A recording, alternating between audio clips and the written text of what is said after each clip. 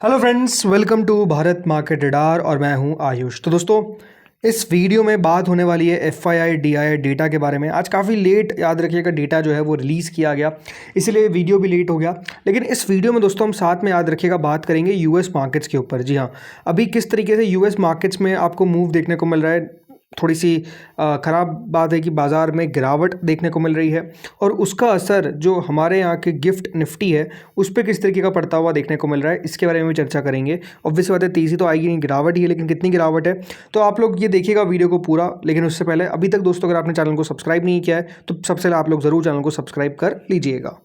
सो दोस्तों, एक बात आप लगातार देखेंगे तो ये होता ही है कि जब बाज़ार गिरते हैं तो हमको लगता है कि बिल्कुल एफआईआईज़ जो है वो बिकवाली कर सकते हैं, एफआईआईज़ की तरफ से बेचा जाएगा। लेकिन जब दोस्तों मार्केट बढ़ता है और जिस तरीके से आज बढ़ता हुआ देखने को मिला, वैसे इस बात का ध्यान रखिएगा कि आज मार्केट्स क्यों बढ़े, उसके पीछे भी अपने आप में एक खबर थी और वो खबर अपने आप में झूठी निकली। पहली बात तो ये, और जैसे मैंने कहा था पिछले वीडियो में भी, नहीं जाकर देखा अगर आपने, पहले मैं आपको कहूँगा पिछला वीडियो जाकर देखिए, लिंक मैंने डिस्क्रिप्शन में दे रखी है।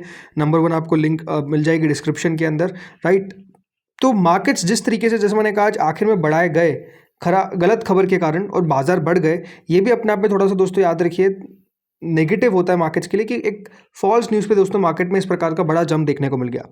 लेकिन जैसे मैंने कहा, जब तेज़ी आती है तो क्या हम एक्सपेक्ट करते हैं कि जो एफआईआई है वो दोस्तों खरीदारी करेंगे। लेकिन आज क्या हुआ है, तो ये आपके नाम दोस्तों एफआईआई का डेटा मैं लेकर आ रहा हूँ। ये आप देखिए आज के दिन एफआईआईज़ ने क्या किया है। एफआईआईज़ ने आज के दिन फिर दोस्तों वही किया है जो वो लगातार करते आ रहे हैं, और वो है दोस्तों सिर्फ और सिर्फ बिकवाली। 3752 करोड़ के आसपास का दोस्तों जो सेलिंग है वो आज के दिन हमको देखने को मिला है। 3752 करोड़ की, याद रखिएगा, सेलिंग जो है वो आज के दिन देखने को मिली है और बाइंग जो है वो लगभग 5153 करोड़ की देखने को मिली है फ्रॉम डीआई कैटेगरी। मतलब आज भी दोस्तों जो एफआईआईज़ की बिकवाली है वो आपको जैसी थी वैसी की ही देखने को मिल रही है, वहाँ पर कोई बदलाव नहीं है। इस बात का ध्यान रखिएगा। अभी तक दोस्तों 2 दिनों के अंदर, यहाँ पर डेटा अपडेट नहीं हुआ है, इसलिए 2 दिनों के अंदर ऑलरेडी 12,000 करोड़ की बिकवाली आपको एफआई की तरफ से देखने को मिल चुकी है और आज तीसरा दिन आ चुका है। तो लगभग दोस्तों आप मान के चलिए 15,000 करोड़ के ऊपर ये आंकड़ा निकल चुका है, बल्कि 16,000 के भी बहुत करीब पहुंच चुका है आंकड़ा। 3 दिनों के अंदर आप समझिए लगभग 16,000 करोड़ की सेलिंग करना एफआईआईज़ के द्वारा, ये दिखाता है कि दोस्तों एफआईआईज़ की तरफ से अभी भी आपको कोई एक्शन बाइंग की साइड पे तो बिल्कुल भी देखने को नहीं मिल रहा है, बल्कि जो बिकवाली है वो और तेज़ हो गई है। और अब जो आंकड़ा निकल कर आ रहा है, अब देखिए आज के दिन 3,752 करोड़ का बेचा गया। पहला दिन का जो आंकड़ा था वो था 3,295 करोड़ का, यानी अभी 3 दिनों के अंदर सेकंड सबसे ज़्यादा सेलिंग आपको देखने को मिली। बिकॉज कल का आंकड़ा तो अपने आप में बहुत ही खराब था, 8,752 करोड़ की सेलिंग की गई थी। तो ये कह सकते हैं कि अभी भी दोस्तों एफआईआईज़ का कॉन्फिडेंस जो है वो हमारे मार्केट में तो क्लियरली लौटता हुआ देखने को नहीं मिल रहा है। ज़रूर डीआईएस की तरफ से दोस्तों लगातार खरीदारी की जा रही है, बट हमेशा आपको मैं कहता हूँ कि एफआईआईज़ बहुत इंपॉर्टेंट होते हैं मार्केट्स के लिए, उनकी बाइंग बहुत इंपॉर्टेंट होती है मार्केट्स के लिए, और वो दोस्तों अभी क्लियरली मिसिंग है। अब यहाँ पर जैसे मैंने कहा, हम अपडेट में बात करते हैं अमेरिकन मार्केट्स को लेकर। तो दोस्तों अमेरिकन मार्केट्स में भी लग रहा है कि आज तो आपको गिरावट देखने को मिल रही है। अभी करेंटली डाउ जोन्स की अगर मैं बात करता हूँ तो 850 अंक, याद रखिएगा, डाउ आपको नीचे देखने को मिलेगा, जो 1.75% होता है। देखो अभी तक अमेरिकन मार्केट की अगर आप मूव देखेंगे जो पूरे वॉल में हुई है, तो गिरे हैं अमेरिकन मार्केट्स, ऐसा नहीं है, बट ये आप देखिए रिकवर भी हो जाते हैं, राइट। इस दिन आप नोटिस करेंगे तो बाजार में गिरावट देखने को मिली, अमेरिकन मार्केट्स नीचे खुले बट क्लियरली रिकवर कर गए। लेकिन आज क्या होने वाला है, आज दोस्तों ये हो रहा है कि अमेरिकन मार्केट्स को आप नोटिस करेंगे तो वो खुले थोड़े से ही नीचे थे, लेकिन अब लगातार दोस्तों नीचे जाते हुए दिख रहे हैं। तो जो एक तरीके से हम हमेशा देखते थे कि दोस्तों अमेरिकन मार्केट्स में थोड़ी सी गिरावट के बाद रिकवरी आ जाती थी, वो अभी तक दोस्तों आती हुई दिखी नहीं है। अब हो सकता है कि दोस्तों आज बंद होते होते आपको अमेरिकन मार्केट्स रिकवर होते हुए देखने को मिल जाए, क्या पता कोई खबर निकल कर आ जाए जो पॉजिटिव हो जाए। बट जब तक मैं वीडियो बना रहा हूँ तब तक तो दोस्तों आप समझिए रिकवरी कोई आती हुई देखने को मिल नहीं रही है। इसके अलावा बाकी भी अगर मैं इनके इंडेक्सेस की बात करता हूँ तो डाउ के अलावा आज के दिन S&P में लगभग 0.73% की गिरावट है और निस्डैक के अंदर दोस्तों 0.44% की गिरावट है। स्मॉल कैप 2000 जो उनका इंडेक्स है वो लगभग दोस्तों 1.79% गिरा हुआ है। इसके अलावा अगर मैं बात करता हूँ बाकी के ग्लोबल मार्केट्स की, तो जर्मनी लगभग 2% डाउन होने जा रहा है। फुटसी यानी ब्रिटेन मार्केट के अंदर लगभग 1.4% की गिरावट है। फ्रांस के अंदर 1.5% की गिरावट है।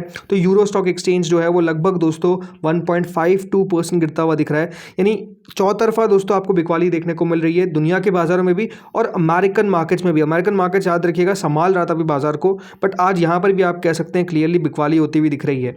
इसके अलावा अगर मैं बात करता हूँ गिफ्ट निफ्टी के बारे में, सबसे इंपॉर्टेंट तो यही है कि हमारी गिफ्ट निफ्टी आखिर क्या कर रही है।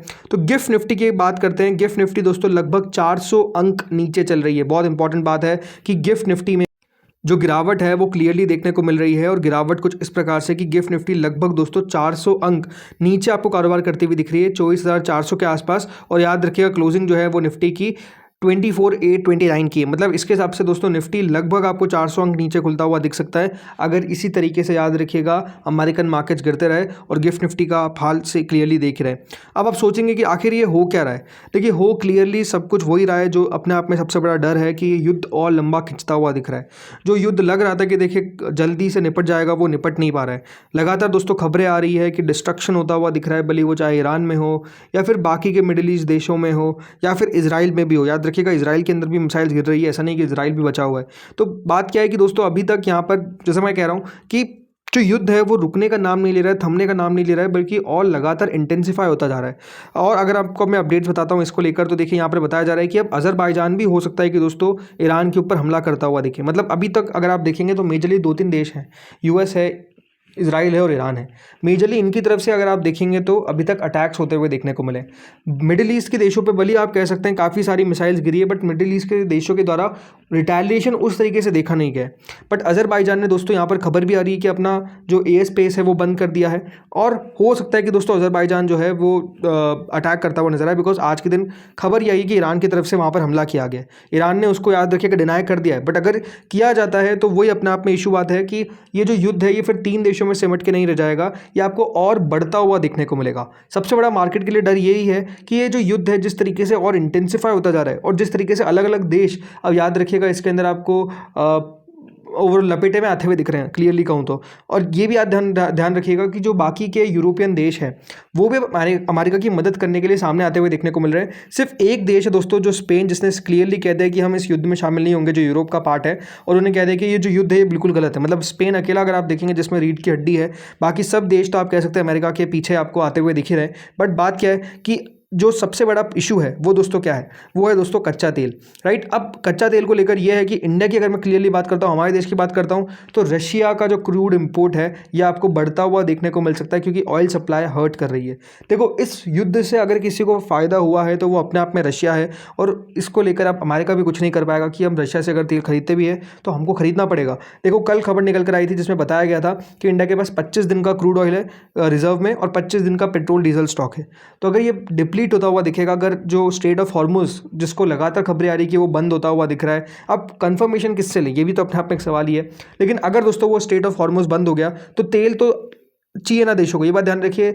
ऑयल बहुत इंपॉर्टेंट है, अभी भी हम सब देशों के लिए बहुत ज़्यादा डिपेंडेंस है ऑयल पे, और क्योंकि हम एक नेट इंपोर्टर है राइट, तो हमारे लिए तो बहुत ही इंपॉर्टेंट है। तो अगर दोस्तों तेल हम स्ट्रेट ऑफ हॉर्मुज से नहीं ले पाएंगे तो रशिया ही याद रखिएगा अब हमारे पास ऑप्शन बचेगा जिससे हमको तेल लेना पड़ेगा। और खबर ये आ रही है कि रशिया और चाइना के जो कार्गोज है उनको अभी रोका नहीं जाएगा ईरान के द्वारा, जो स्ट्रेट ऑफ हॉर्मुज में बताया जा रहा है, और शायद तक इंडिया को लेकर भी ये कहा गया है। बट अगर रोका जाता है तो फिर अपने आप में इशू है। मतलब अगर इंडिया बाकी देशों से मंगवाता है तो फिर अपने आप में जो तेल है वो नहीं आ पाएगा। इसलिए आज सबसे इंपॉर्टेंट बात, तेल की प्राइसेस देखिए। लगभग दोस्तों ब्रेंट क्रूड जो है वो $85 को टच करने वाला है, यानी यहाँ पर तो लगातार तेज़ी है। और जो WTI क्रूड है, जो अमेरिकन क्रूड है, वो आप देखिए लगभग $80 छूने वाला है। और ये लेवल्स सबसे ज़्यादा दोस्तों किसी को हर्ट करेंगे तो डोनाल्ड ट्रंप को हर्ट करेंगे, उनकी जो कॉन्स्टिट्यूंसी है मागा उनको हर्ट करेंगे। क्योंकि एक बात समझिए कि इसको मतलब जो कच्चा तेल है उसके बढ़ने से क्लियरली होगा क्या, इन्फ्लेशन जो है वो दोस्तों आपको स्काई रॉकेट करता हुआ दिखेगा। और डोनाल्ड ट्रंप को पता है कि इन्फ्लेशन अगर बढ़ा तो जो मिड टर्म इलेक्शन आएंगे उसमें वाट लग जाएगी, मेरे को वोट नहीं मिलेगा। तो ये आप समझिए कि डोनाल्ड ट्रंप के लिए भी अब अपने आप में एक ऐसी सिचुएशन हो चुकी है जिसमें ऐसा लगता है कि वो खुद फंसते जा रहे हैं। जो युद्ध उनको लग रहा था कि बहुत जल्दी हम खत्म कर देंगे, वो खत्म तो हो नहीं रहा है, लेकिन उसका जो साइड इफेक्ट है, जो क्रूड ऑयल है, सबसे ज़्यादा साइड इफेक्ट उस पर आपको क्लियरली पड़ता हुआ दिख रहा है, जहाँ पर अब तेज़ी आ रही है। So hope for the best कि दोस्तों ये युद्ध रुकता हुआ नजर आ जाए। युद्ध रुकेगा तब जाके याद रखिए चीज़ें आपको सेटल होती हुई दिखेगी। बाकी अमेरिकन मार्केट्स का एक बार वापस अपडेट देता हूँ आपको आखिर में बंद होते होते हमारे वीडियो को। तो देखिए यहाँ पर अभी 750 अंक के आसपास की गिरावट दिख रही है। तो वही ना कि अगर रिकवरी आ जाती है तो बहुत बढ़िया, नहीं आती है तो then it is going to be an issue right. अभी 789 पॉइंट्स के आसपास आप गिरावट देख रहे हैं। डाउ जोन्स एंड S&P निस्डैक के अंदर लगभग वही गिरावट आपको देखने को मिलेगी, वहाँ पर कोई बहुत बड़ा बदलाव नहीं है। और गिफ्ट निफ्टी की बात करें तो गिफ्ट निफ्टी लगभग 24,426 के आसपास आपको कामकाज करती हुई दिख रही है। So hope for the best कि मार्केट रिकवर कर जाए ताकि हमारी गिफ्ट निफ्टी बढ़े और जो हम 24,000 के आसपास आके अटक गए हैं। 25,000 का लेवल तो कम से कम दर्शन करें। अब देखते हैं होता क्या है। बाकी दोस्तों इस वीडियो में इतना ही था। अगर आपको अपडेट अच्छा लगा हो तो प्लीज़ लाइक करिएगा, चैनल से पहली बार वीडियो सब्सक्राइब करिएगा। लगातार आपको अपडेट्स मिलते रहते हैं तो चैनल के साथ जुड़े रहिए। इस वीडियो में इतना ही था। Thank you friends for watching this video. मिलते हैं अगले वीडियो में, तब तक के लिए बाय बाय।